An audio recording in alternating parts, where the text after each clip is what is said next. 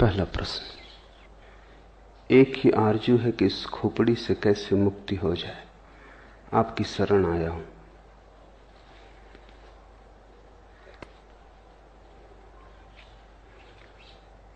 खोपड़ी से मुक्त होने का ख्याल भी खोपड़ी का ही है।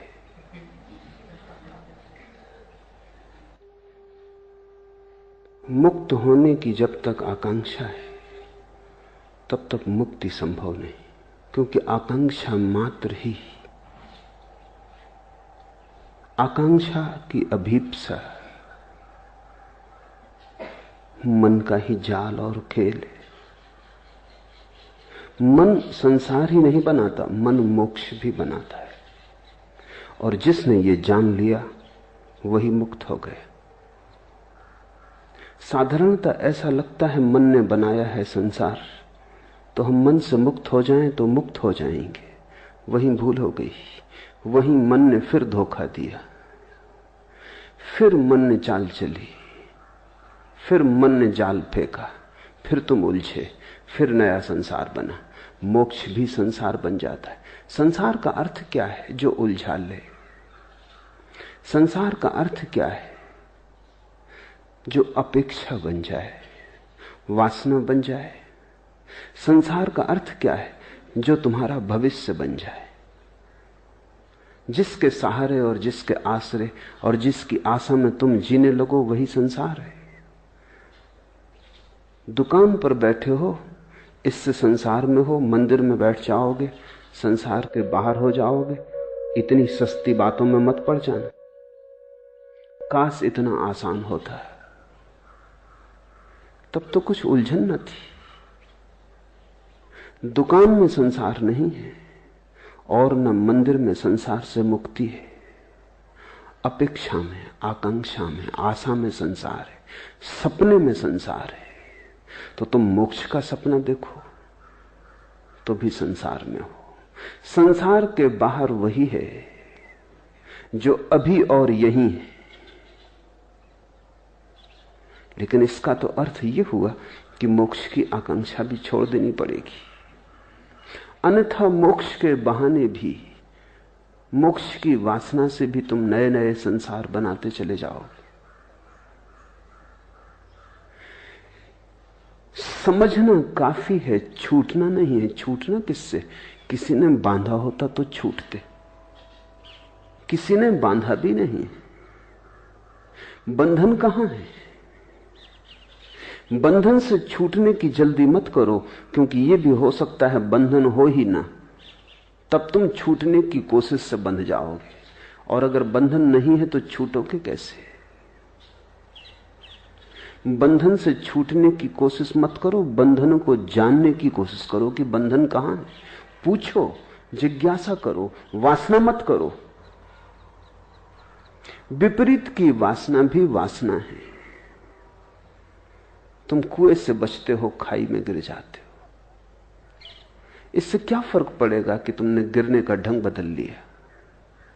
तुम बाएं गिरे कि दाएं गिरे, इससे क्या भेद पड़ता है? जिज्ञासा करो कि बंधन कहां है, बंधन क्या है। बंधन को भर आंख देखो।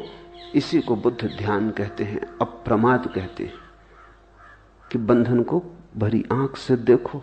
तुम्हारे देखने देखने में तुम पाओगे बंधन पिघला, बंधन गया। क्योंकि बंधन तुम्हारी मूर्छा है। अगर तुम जाग के देखोगे कैसे टिकेगा? बंधन वस्तुतः होता तो मुक्ति का कोई उपाय न था। बंधन केवल ख्याल है, बात में से बात निकल आई है, कहीं कुछ है नहीं। एक युवक भिक्षु नागार्जुन के पास आया और उसने कहा कि मुझे मुक्त होना है। और उसने कहा कि जीवन लगा देने की मेरी तैयारी है, मैं मरने को तैयार हूं, लेकिन मुक्ति मुझे चाहिए। कोई भी कीमत हो चुकाने को राजी हूं। अपनी तरफ से तो वो बड़ी समझदारी की बातें कह रहा था। चिन्मय ने भी यही पूछा है आगे प्रश्न में। सरफरोशी की तमन्ना अब हमारे दिल में है, देखना है जोर कितना बाजुए कातिल में है। उसने भी यही कहा होगा। नागार्जुन को कि मरने की तैयारी है, अब तुम्हारे हाथ में सब बात है।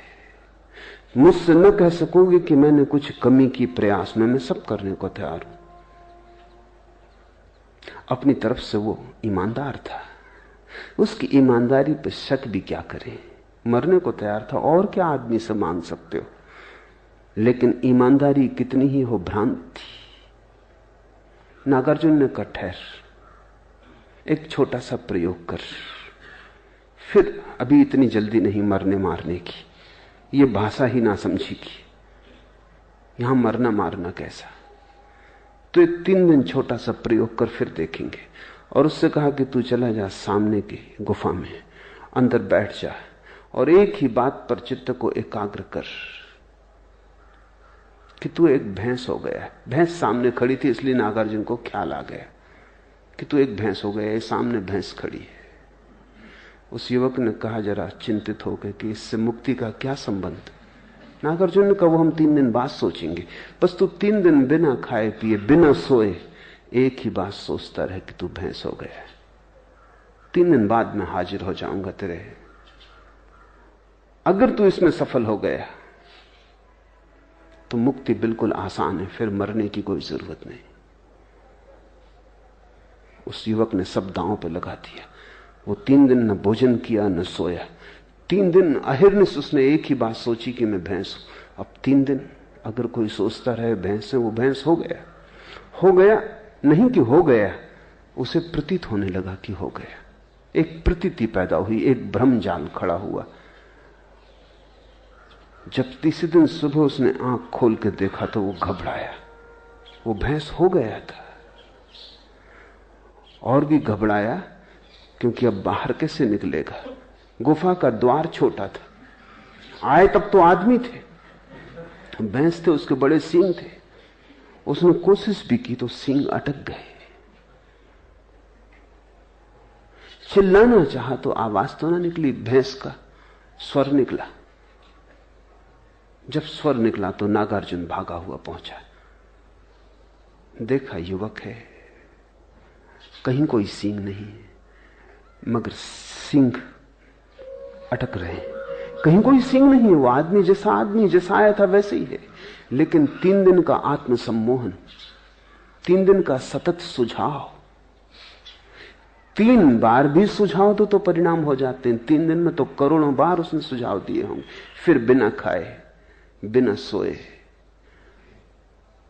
जब तुम 3 दिन तक नहीं सोते तो तुम्हारी सपना देखने की शक्ति इकट्ठी हो जाती। 3 दिन तक सपना नहीं देखा, जैसे भूख इकट्ठी होती है 3 दिन तक खाना ना खाने से, ऐसा 3 दिन तक सपना न देखने से सपना देखने की शक्ति इकट्ठी हो जाती। 3 दिन की सपना देखने की शक्ति, 3 दिन की भूख में भी जितना शरीर कमजोर हो जाता उतना मन मजबूत हो जाता है। भूख से शरीर तो कमजोर होता है, मन मजबूत होता है। इसलिए तो बहुत से धर्म उपवास करने लगे और बहुत से धर्मों ने रात्रि जागरण किया। अगर रात भर जागते रहो तो परमात्मा जल्दी दिखाई पड़ता है, सपना इकट्ठा हो जाता है। अभी इस पर तो वैज्ञानिक शोध भी हुई है और वैज्ञानिक भी इस बात पर राजी हो गए हैं कि अगर तुम बहुत दिन तक सपना न देखो तो हेलुसिनेशंस पैदा होने लगते, फिर तुम जागते में सपना देखने लगोगे, आंख खुली रहेगी और सपना देखोगे। सपना एक जरूरत है, सपना तुम्हारे मन का निकास है, रेचन है। 3 दिन तक जागता रहा, सपने की शक्ति इकट्ठी हो गई। 3 दिन भूखा रहा, शरीर कमजोर हो गया। ये तुमने कभी ख्याल किया, बुखार में जब शरीर कमजोर हो जाए तो तुम ऐसी कल्पनाएं देखने लगते हो जो तुम स्वस्थ हालत में कभी ना देखोगे। खाट उड़ी जा रही, तुम जानते हो कि कहीं उड़ी नहीं जा रही, अपनी खाट पे लेटे हो, मगर शक होने लगता है क्या गया है तुम्हें। शरीर कमजोर है। जब शरीर स्वस्थ होता है तो मन पर नियंत्रण रखता है, जब शरीर कमजोर हो जाता है तो मन बिल्कुल मुक्त हो जाता है। और मन तो सपना देखने की शक्ति का ही नाम है। बीमारी में लोगों को भूत प्रेत दिखाई पड़ने लगते हैं, स्त्रियों को ज्यादा दिखाई पड़ते हैं पुरुषों की बजाय, बच्चों को ज्यादा दिखाई पड़ते हैं प्रौढ़ों की बजाय। जहां जहां मन कोमल है और शरीर से ज्यादा मजबूत है, वहीं वहीं सपना आसान हो जाता है। 3 दिन का उपवास, 3 दिन की अनिद्रा, और फिर 3 दिन सतत एक ही मंत्र। यही तो मंत्र योग है। तुम बैठे अगर राम राम राम राम कहते रहो कई दिनों तक, पागल हो ही जाओगे। एक सीमा है झेलने की। वो 3 दिन तक कहता रहा मैं भैंस हूं, मैं भैंस हूं, मैं भैंस हूं। हो गया, मंत्र शक्ति काम कर गई। लोग मुझसे पूछते मंत्र शक्ति, उनको मैं ये कहानी कह देता हूं, ये मंत्र शक्ति है।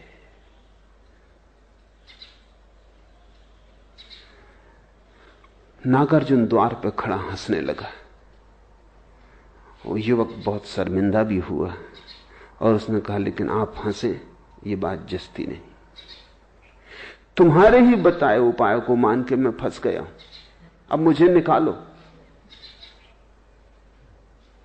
सिंह बड़े, द्वार से निकलते नहीं बनता, और मैं भूखा भी हूं, नींद भी सता रही है। नागार्जुन उसके पास गया, उसे जोर से हिलाया तो थोड़ा वो तंद्रा से जागा तो उसने देखा सिंह भी नदारत है, भैंस भी कहीं नहीं। वो भी हंसने लगा। नागार्जुन ने कहा बस यही मुक्ति का सूत्र है। संसार तेरा बनाया हुआ है, कल्पित है। संसार को छोड़ना नहीं है, जाग के देखना है। इसलिए जिन्होंने तुमसे कहा कि संसार छोड़ो, उन्होंने तुम्हें मोक्ष में उलझा दिया। मैं तुम्हें संसार छोड़ने को इसलिए नहीं कह रहा हूं। छोड़ने की बात ही भ्रांत है। जो है ही नहीं उसे छोड़ोगे कैसे? छोड़ोगे तो भूल में पड़ोगे। जो नहीं है उसे देख लेना, जान लेना कि वो नहीं है, मुक्त हो जाना है। इसलिए बुद्ध ने कहा असत्य को असत्य की तरह देख लेना मोक्ष है, असार को असार की तरह देख लेना मोक्ष है। सारा राज देख लेने में। ये तो पूछो ही मत कि खोपड़ी से कैसे मुक्ति हो जाए। ये कौन है जो पूछ रहा है? ये खोपड़ी ही है जो पूछ रही। अगर इस खोपड़ी की बात मान के चले तो इससे तुम कभी मुक्त ना हो पाओगे। जाग के देखो कौन पूछता है, गौर से सुनो कौन प्रश्न उठाता है। ये कौन है जो मुक्त होना चाहता है? क्यों मुक्त होना चाहता है? बंधन कहां है?